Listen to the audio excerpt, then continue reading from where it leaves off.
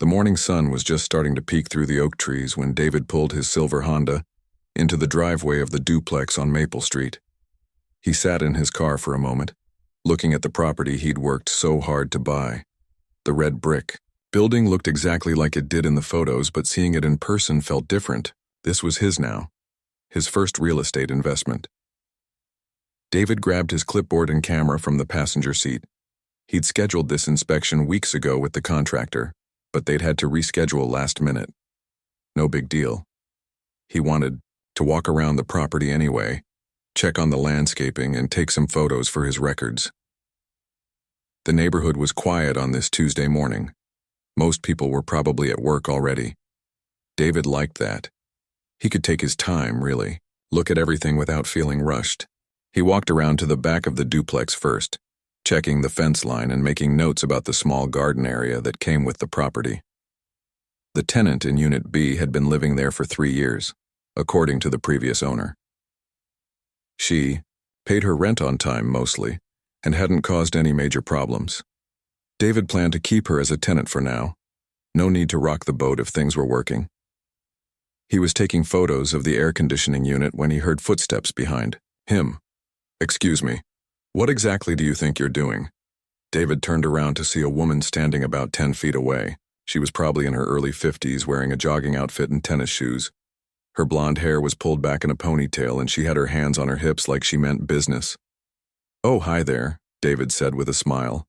"I'm just doing a quick inspection of the property. I'm the new owner." The woman's eyebrows shot up. "Owner? I don't think so.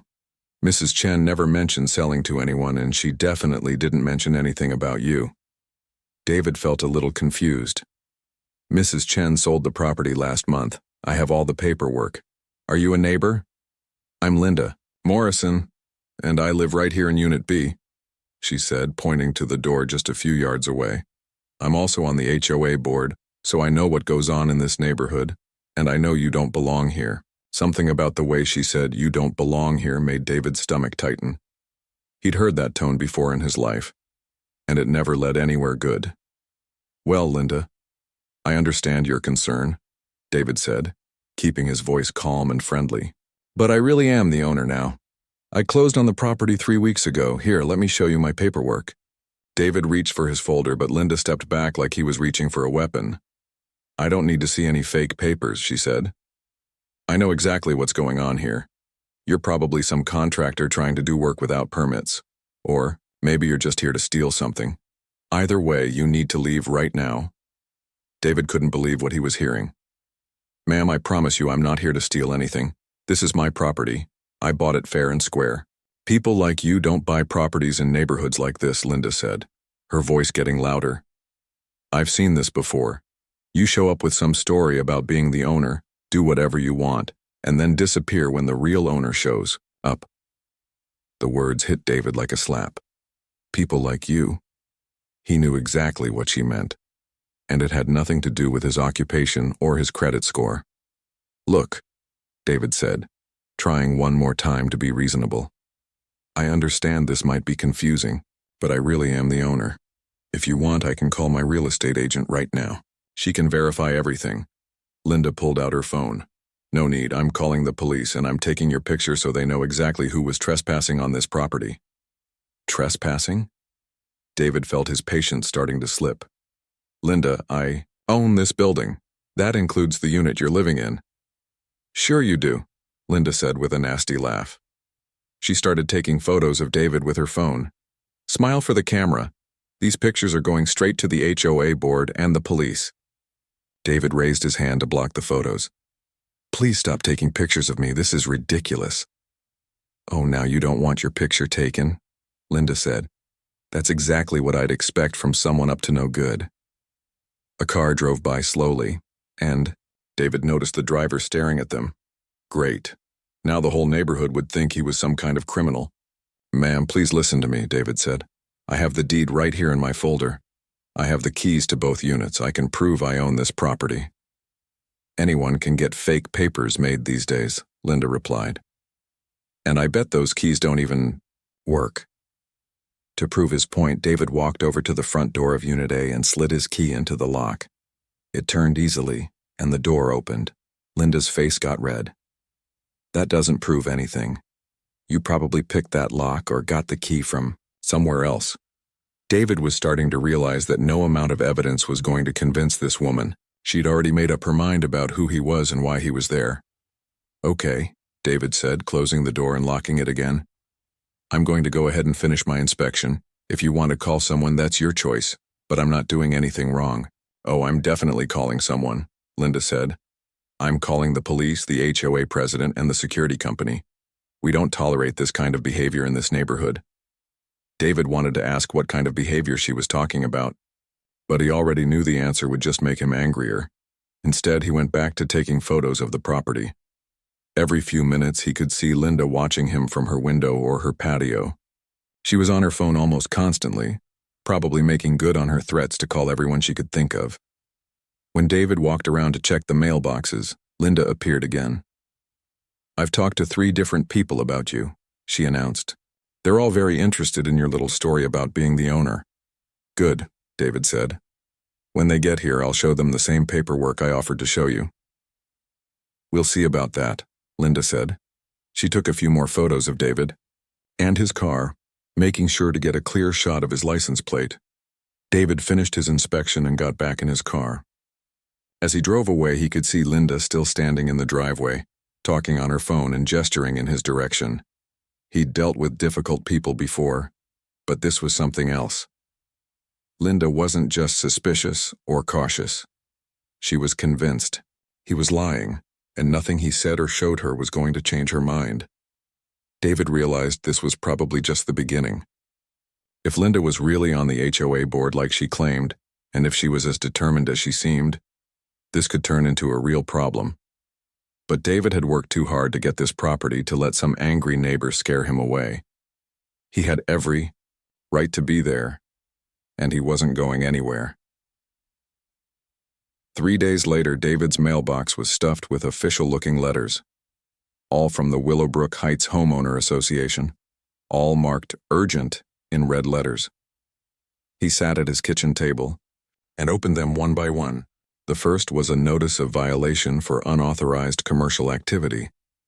The second accused him of improper vehicle parking. The third warned about failure to maintain community standards.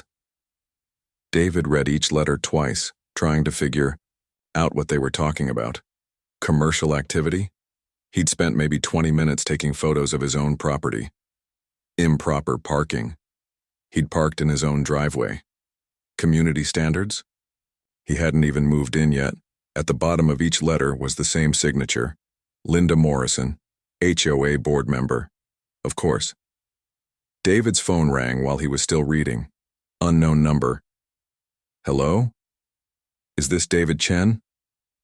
The voice was official, serious. No, this is David Washington. Who's calling? This is Officer Rodriguez with the county police. We've received multiple reports about suspicious activity at 1247 Maple Street. The caller says you've been trespassing on private property. David felt his heart sink. Officer, I own that property. I have all the documentation. Well, we need to sort this out. Can you meet me at the property in an hour? Bring whatever paperwork you have. Of course, I'll be right there. David gathered his folder of documents and drove back to Maple Street. Officer Rodriguez was already there, talking to Linda in her driveway. She was gesturing wildly and pointing at David's car as he pulled up. Are you David Washington? The me? Officer asked. Yes, sir. David got out with his folder. I have my deed, closing documents, and insurance papers right here. Officer Rodriguez looked through the paperwork carefully. This all looks legitimate to me, he said finally. Ma'am, Mr. Washington appears to be the legal owner of this property. Linda's face turned bright red. Those papers could be fake. People can make anything look real these days. The deed is registered with the county, Officer Rodriguez explained, patiently. I can verify that right here on my computer. He tapped on his tablet for a few minutes, then nodded. Yes, David Washington is listed as the owner of both units at this address. David felt relieved, but Linda just looked angrier. Well, maybe he owns it on paper, she said, But that doesn't mean he should be here bothering people. He's been taking pictures, walking around at all hours, making noise. All hours? David interrupted. I was here for 20 minutes on Tuesday morning. And yesterday you were back again, Linda shot back. Yesterday I came to check my mail and water the plants. For 5 minutes. Officer Rodriguez held up his hand. Mr. Washington has every right to visit his own property. Ma'am, I understand your concerns, but filing false police reports is actually a crime. Linda's mouth opened and closed like a fish. False reports? I'm trying to protect this neighborhood. After the officer left, David thought the situation might calm down. He was wrong. The next morning, his phone started buzzing, with notifications. Someone had posted in the Willowbrook Heights Facebook group. The post had his photo and license plate number. Attention neighbors, the post read. This man has been lurking around Maple Street, claiming to own property he doesn't. He's aggressive and refuses to leave when confronted. Please keep your doors locked and call security if you see him. The post had been shared 15 times already. David scrolled through the comments, feeling sick. Thanks for the warning. I saw him yesterday, very suspicious. We can't be too careful these days. David tried to comment on the post, explaining that he was the actual owner, but his comment was deleted within minutes. His phone rang. It was his real estate agent, Janet. David, I just got a very strange call, she said. Someone from your HOA called my office asking if you really bought the property. They seem to think there might be some kind of fraud involved. Let me guess. Linda Morrison? How did you know? Long story. Can you call them back and confirm everything? Already did. But David, this is really unusual. I've never had an HOA member question a legitimate sale like this. That afternoon, David received another letter. This one was a summons to appear before the HOA board at their next meeting. The subject line read, multiple violations and disturbing behavior. David called the HOA management company to ask about the charges. I'm looking at your file, the woman said. It says here you've been reported for running an unlicensed business from the property, parking commercial vehicles in residential areas and harassing other residents. Ma'am, none of that is true. Can you tell me who filed these reports? All the reports came from board member Morrison. She's been very thorough. There are photos and detailed descriptions of each incident. David hung up and immediately drove back to Maple Street. He needed to see what Linda was talking about. He parked in his driveway and started walking around the property again, trying to see it through Linda's eyes. Maybe she'd misunderstood something. Maybe there was a simple explanation. He was checking the fence when he noticed movement in Linda's window. She was watching him, and she had her phone out again. 20 minutes later, as David was getting back in his car, a security guard pulled up. Excuse me, sir. We've had reports of someone bothering residents in this area. David showed his paperwork again. The security guard apologized and left. But David noticed Linda watching from her window, looking frustrated. This was getting out of hand. That evening, David's neighbor from his actual house called him. Hey man, someone came by asking questions about you today, his neighbor said. Some blonde lady in a fancy car. She wanted to know if you really lived here. What kind of work you do, stuff like that? What did you tell her? I told her to mind her own business, but David, this lady seemed kind of intense, like she was investigating you or something. David realized Linda wasn't just complaining to the HOA. She was actively trying to build some kind of case against him.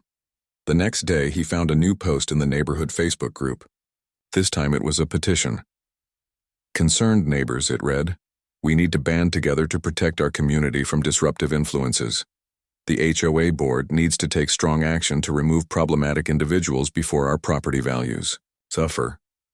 The petition had 23 signatures already. David tried to stay calm, but his hands were shaking as he typed a response explaining who he was and why he had every right to be there. Again, his comment was deleted almost immediately. He called Janet again. This is harassment, she said after he explained everything. You might want to talk to a lawyer. I just want to be left alone to enjoy my property, David said. I know, but this Linda person seems determined to cause problems. You need to protect yourself. That weekend, David went back to Maple Street to do some actual work on the property. He'd hired a landscaping crew to clean up the flower beds, and he wanted to supervise. The crew had been working for about an hour when Linda appeared. "Excuse me," she said to the crew leader. "Do you have permits for this work?" The crew leader looked confused. "It's just yard work, lady. We're pulling weeds." "All commercial activity in this neighborhood requires permits," Linda announced. "I'm going to have to ask you to stop until you can show me proper documentation." David walked over. "Linda, they're working for me. I hired them to clean up my property." "Your property?" Linda laughed loudly so the whole crew could hear. "You don't own anything here. These workers are being scammed." She turned to the crew. "This man is not the owner. Don't let him trick you into working for free." The crew leader looked back and forth between them. "Look, we just want to do our job and get paid." "Show them your fake papers," Linda said to David. "Go ahead, let's see those forgeries again." David felt humiliated. The crew was starting to look suspicious, like maybe they really were being scammed. "You know what?" David said. "Let's call the police again. Let's call the county records office. Let's call whoever you want to call." But Linda was already walking away, pulling out her phone. "I'm calling the city about unpermitted work," she announced, "and I'm calling the HOA president. This has gone far enough." David paid the crew for their time and sent them home. There was no point in putting them through this drama. As he drove away, he could see Linda in her driveway, still on her phone, still pointing at his car. David realized this wasn't going to end until one of them backed down. And he had no intention of backing down. David spent his Sunday morning doing something he never thought he'd have to do, investigating his own neighbor. He sat at his computer with a cup of coffee, diving deep into public records and HOA documents. What he found made his blood boil. Linda Morrison wasn't just a difficult neighbor. She was a serial complainer with a clear pattern of targeting people who didn't look like her. The county website had records of noise complaints, code violations, and HOA disputes going back 3 years. Linda's name appeared in dozens of them. Most were against renters and newer residents, and most were eventually dismissed as frivolous. David found a particularly disturbing case from last year. Linda had filed 17 separate complaints against a young Hispanic family who'd moved into the neighborhood. She'd accused them of everything from running an illegal daycare to operating a drug house. Every single complaint had been investigated and found to be baseless. The family had eventually moved away. David kept digging. He found another case involving an elderly black gentleman who'd been Linda's target for 6 months. She'd claimed he was stealing newspapers, dumping trash in other people's yards, and playing loud music at all hours. Security camera footage from other neighbors had proven every accusation false. That man had moved away too. David realized he was looking at a pattern of harassment designed to drive certain people out of the neighborhood. Linda wasn't just suspicious or overly cautious. She was running a deliberate campaign to keep the community pure. But the most interesting thing David discovered wasn't about Linda's complaints. It was about Linda herself. According to the property records, Linda Morrison was a renter, not an owner. She'd been living in Unit B of David's duplex for 3 years, and her rent payments told a story of financial instability. David pulled his own records from the closing. The previous owner, Mrs. Chen, had included a thick file about tenant issues. David had skimmed it during the purchase, but now he read every page carefully. Linda had been late on rent 13 times in 3 years. She'd been served with eviction notices twice, though she'd managed to catch up on payments at the last minute both times. There were also notes about noise complaints from other neighbors, arguments with maintenance workers, and disputes over guest parking. Most telling was a note from Mrs. Chen dated just 2 months before the sale. Tenant continues to cause problems with neighbors. Consider non-renewal of lease when current term expires. David leaned back in his chair. Linda Morrison was not some concerned homeowner protecting her investment. She was a problematic tenant who was behind on rent and facing possible eviction, even before David bought the building. That explained a lot. David's phone rang. It was Tom Bradley, the HOA president. "Mr. Washington, I think we need to talk," Tom said. I've been getting a lot of calls about you this week. I bet you have. All from Linda Morrison, right? Well, yes, mostly. But she's brought some other board members into it too. They're concerned about the reports they're hearing. What kind of reports? Aggressive behavior, trespassing, possible fraud. Look, I'm not saying I believe all this, but the board is asking me to set up a formal hearing. David felt his temper rising. Mr. Bradley, has anyone on the board actually looked into these accusations? Has anyone checked the property records or talked to anyone besides Linda? We rely on our board members to report problems accurately, Tom said. Linda has been very detailed in her reports. I bet she has. Can I ask you something? How long has Linda been on the HOA board? About 2 years now. She's very enthusiastic about community standards. Has the board ever looked into her history of complaints?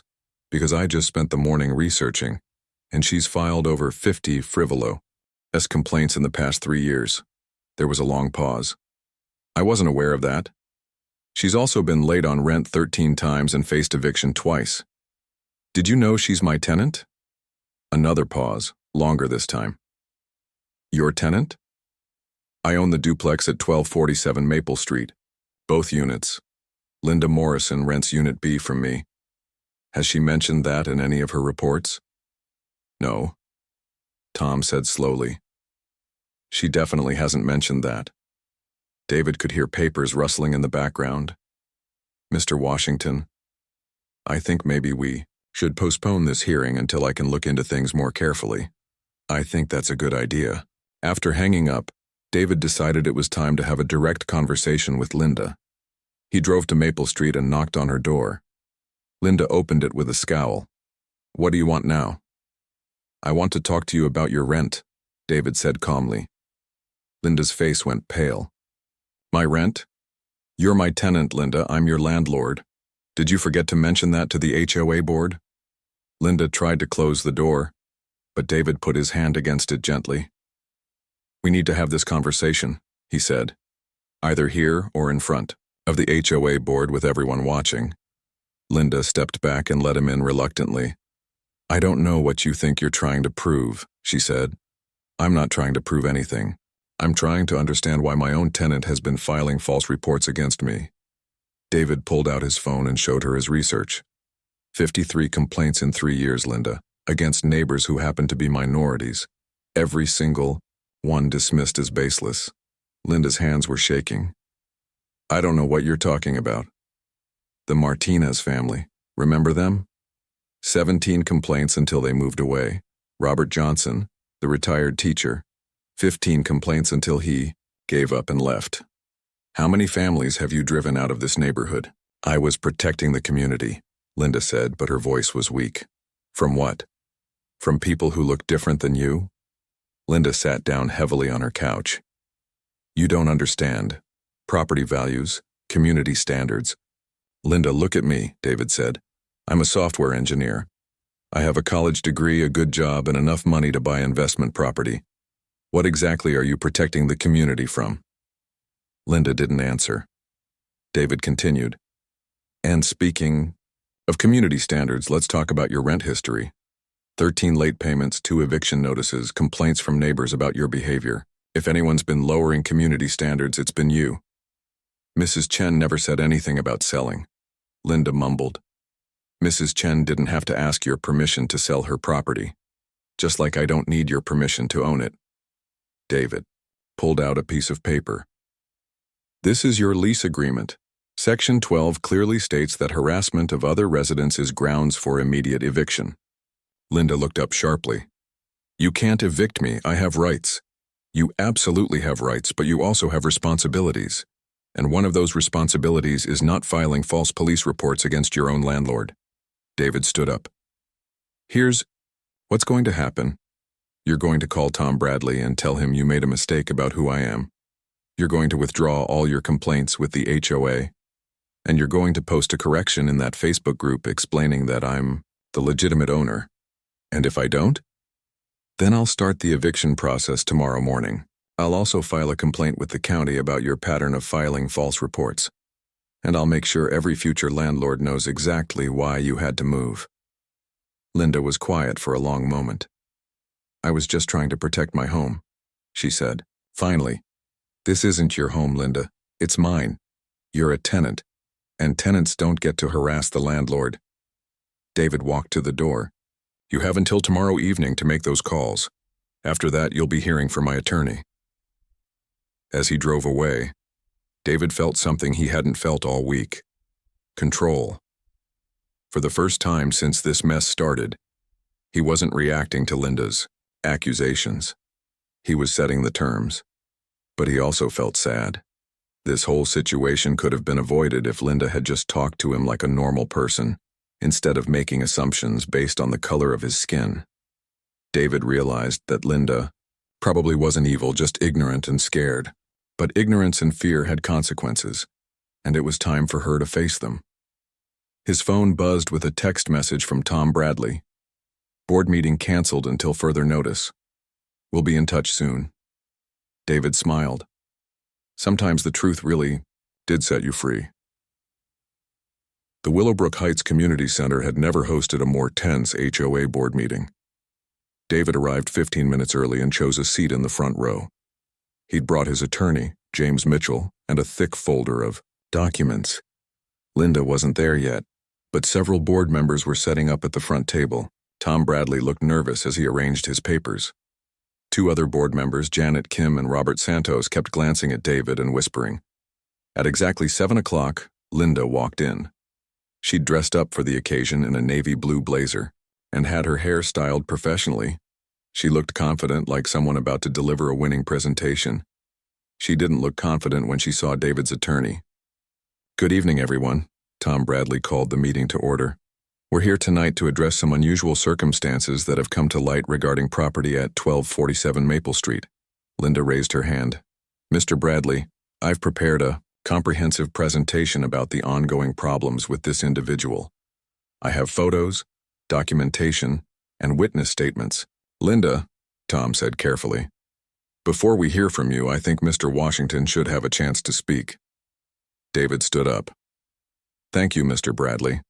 I appreciate the opportunity to clear up what appears to be a significant misunderstanding." He opened his folder and pulled out the property deed. "My name is David Washington, and I am the legal owner of both units at 1247 Maple Street. I purchased the property from Mrs. Chen 6 weeks ago in a legitimate real estate transaction." Linda jumped up. "Anyone can fake paperwork these days. I've seen his supposed documents, and they could easily be forgeries." James Mitchell, David's attorney, stood up. "Ma'am, these documents are recorded with the county. They're not forgeries, and making such accusations could constitute defamation." Linda's face flushed red, but she continued. "Even if he owns the property on paper, that doesn't excuse his behavior. He's been harassing residents, taking photographs without permission, and conducting illegal business activities." "What illegal business activities?" David asked. "You had a crew of workers doing unpermitted construction," Linda said triumphantly. "I have photos of the whole operation." David pulled out his phone and showed the photos he'd taken that day. They were pulling weeds in the flower bed for about 20 minutes. Board member Janet Kim leaned forward. "Linda, is it true that you're a tenant in Mr. Washington's building?" Linda's confident expression wavered. That's not relevant to his disruptive behavior." "Actually, it's very relevant," David said. He handed Tom Bradley a copy of Linda's lease agreement. "Linda Morrison has been my tenant for 3 years. She's been late on rent 13 times and has received 2 eviction notices." The room went completely silent. Tom Bradley looked at the lease, then at Linda, then back at the lease. "Linda, why didn't you mention this in any of your reports?" "Because it doesn't matter," Linda said, but her voice was shaking now. "He's still been causing problems in the neighborhood." David's attorney stepped forward. "Members of the board, we've conducted our own investigation into these allegations. What we've found is troubling." He handed out copies of a document to each board member.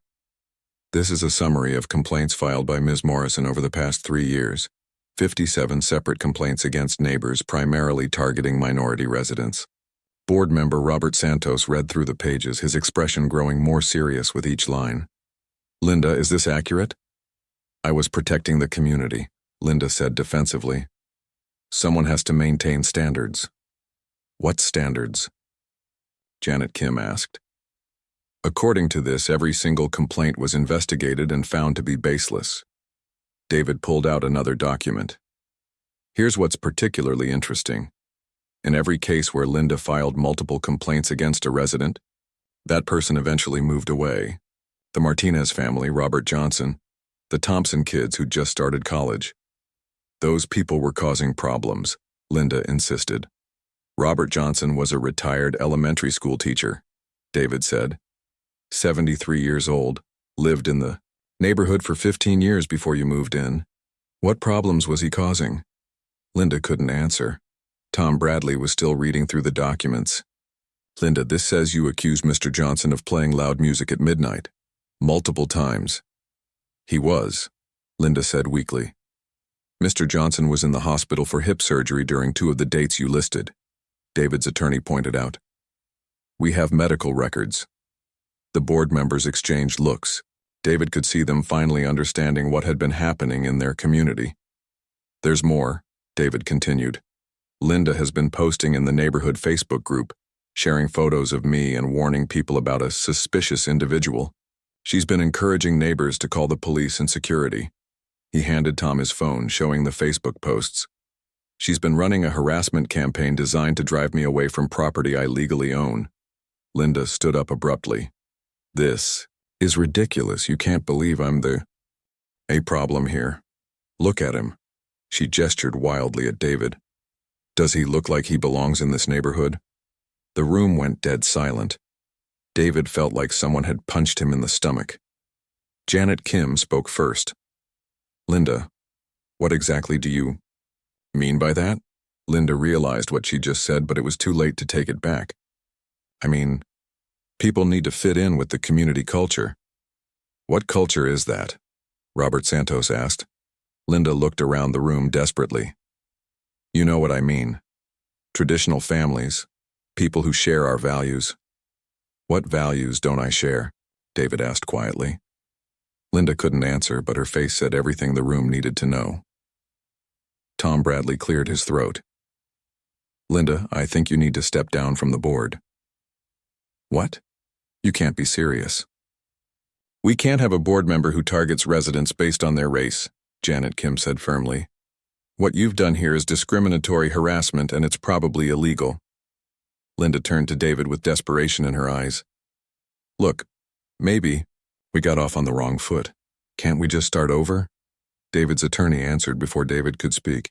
Ms. Morrison, you filed false police reports, engaged in a campaign of harassment, and just admitted to racial bias in this room full of witnesses. Starting over isn't really an option. David finally spoke. Linda, all I wanted was to inspect my property and take care of my investment. You turned it into a war because you didn't think I belonged here. I was protecting my home, Linda said, tears starting to form in her eyes. It's not your home, David said. It's mine. You're a tenant who's been harassing her landlord. Tom, Bradley looked uncomfortable. Mr. Washington, what are you planning to do about the tenancy? David pulled out an envelope. I served Linda with an eviction notice this afternoon. She has 30 days to move out, Linda gasped. You can't evict me over this. Actually, I can, David's attorney explained. Your lease specifically prohibits harassment of other residents. You've also been in violation of community standards, yourself with your disruptive behavior. But where will I go? Linda asked. That's not my problem, David said. You should have thought about that before you decided to try to destroy my reputation and drive me away from my own property. The board members looked uncomfortable, but none of them defended Linda. Tom Bradley spoke up. Mr. Washington, on behalf of the board, I want to apologize for how you've been treated. We should have investigated these complaints more thoroughly. Thank you, David said. I hope this experience will help the board develop better procedures for handling complaints in the future. Janet Kim nodded. We'll definitely be reviewing our processes. And Linda, I'm formally asking for your resignation from the board. Linda looked around the room one more time, seeing no friendly faces. Fine, I resign. But this neighborhood is going to change, and not for the better.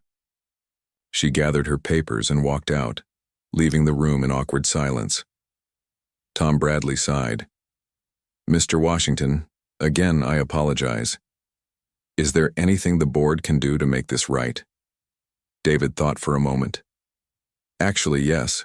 I'd like the board to send a letter to all residents explaining what happened here. People should know that filing false complaints and harassing neighbors isn't acceptable." "We can do that," Robert Santos agreed. As David packed up his papers, he felt a mixture of relief and exhaustion. He'd won, but it had taken weeks of stress and the cost of hiring an attorney. Most of all, he felt sad that it had been necessary at all. Outside the community center, James Mitchell shook David's hand. "Congratulations. You handled that very well."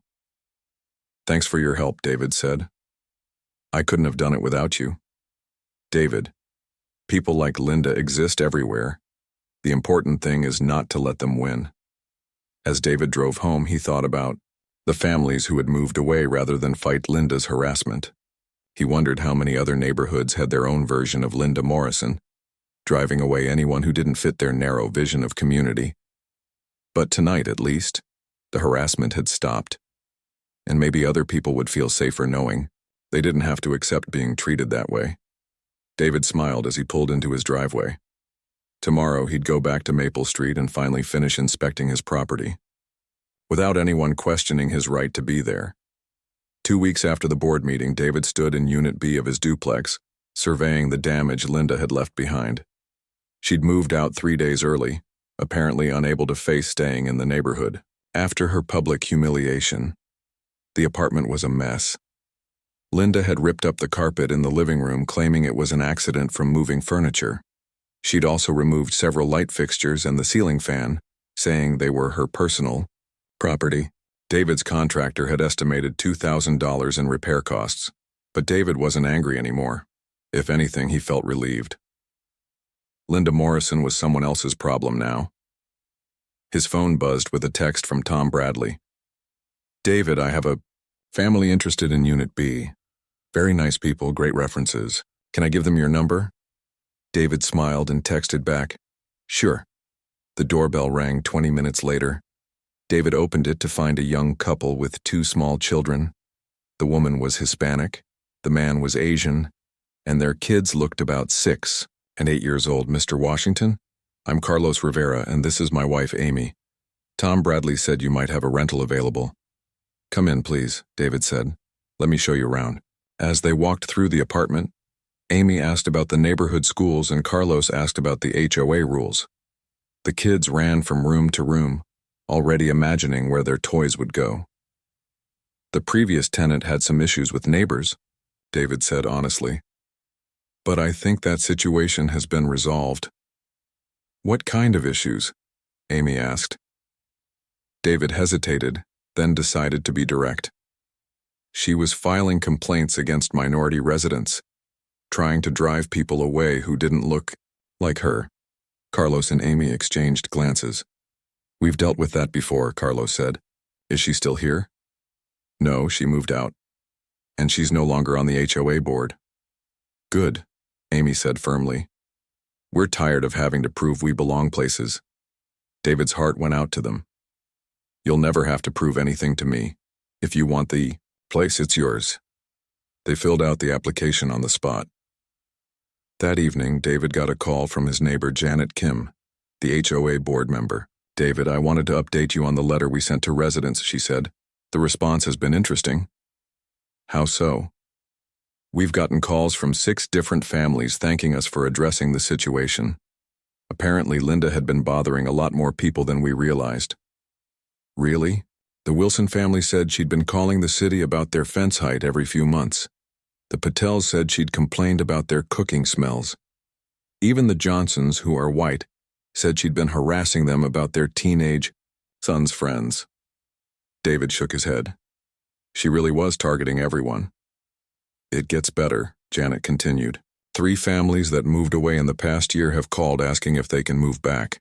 They said they loved the neighborhood but couldn't deal with the constant harassment." "That's great news." "David, I have to ask, why didn't you just give up?" Most people would have walked away instead of fighting. David thought about that. Because giving up would have meant she won, and if she could drive me away, she'd just keep doing it to other people. Well, I'm glad you fought. The neighborhood is already feeling more welcoming. A week later, David was back at the duplex helping Carlos and Amy move in. He'd finished the repairs to Unit B and had even upgraded a few things. New carpet, fresh paint, and modern light fixtures. As they were carrying boxes from the truck, an elderly white woman from across the street walked over. "Excuse me," she said to David. "Are you the new owner?" David tensed, wondering if he was about to deal with another Linda Morrison situation. "Yes, ma'am. I'm David Washington." The woman smiled and extended her hand. "I'm Margaret Chen. The previous owner was my sister-in-law. I just wanted to welcome you to the neighborhood and apologize for any trouble you might have had." David relaxed. "Thank you. That's very kind." "Linda Morrison was a problem for everyone," Margaret continued. "My sister-in-law was actually planning to evict her before she decided to sell. We're all glad she's gone." Carlos came over carrying a box. "David, where should I put the kitchen stuff?" "Carlos Rivera," David said. "This is Margaret Chen. Margaret, Carlos, and Amy are my new tenants." Margaret shook Carlos's hand warmly. "Welcome to the neighborhood. If you need recommendations for anything, schools, doctors, restaurants, just ask. I've been here for 20 years. As Margaret walked away, Amy appeared with her kids. "The neighbors seem nice," she said. "Most of them are," David replied. "I think you're going to like it here." Over the next month, David watched the neighborhood transform. The Riveras organized a block party to introduce themselves. Margaret started a weekend playgroup for the kids. Even the teenagers who Linda had complained about began helping elderly neighbors with yard work. David realized that Linda's harassment hadn't just affected her direct targets. It had made everyone afraid to be themselves, afraid to stand out, afraid to interact with their neighbors. With her gone, people were finally relaxing. The best change came when Robert Johnson, the retired teacher Linda had targeted so heavily, decided to move back. David met him at the grocery store one day. "Mr. Washington, I heard what you did," Robert said. Standing up to that woman took courage. "I just wanted to be left alone to enjoy my property," David said. "It was more than that," Robert replied. "You gave the rest of us permission to fight back. I should have done it myself instead of just moving away." "You shouldn't have had to fight at all," David said. Robert nodded. "True. But sometimes fight is what it takes to change things." 3 months after the board meeting, David received an unexpected visitor. Linda Morrison stood on his doorstep looking smaller and older than he remembered. "David, I was hoping we could talk," she said. David considered closing the door, but curiosity won. "What do you want, Linda?" "I wanted to apologize," she said. "What I did was wrong." David studied her face, looking for signs of manipulation. "Okay, I'm listening." "I've been seeing a counselor," Linda continued, "trying to understand why I acted the way I did. She says I was afraid of change, afraid of losing control. Linda, you filed false police reports. You tried to destroy my reputation. You drove families out of their homes. I know." Tears started forming in her eyes. "I was wrong about you. About everyone. I let fear make me into someone I don't want to be." David didn't respond immediately. He was trying to decide if he believed her. "The counselor says I need to make amends," Linda continued.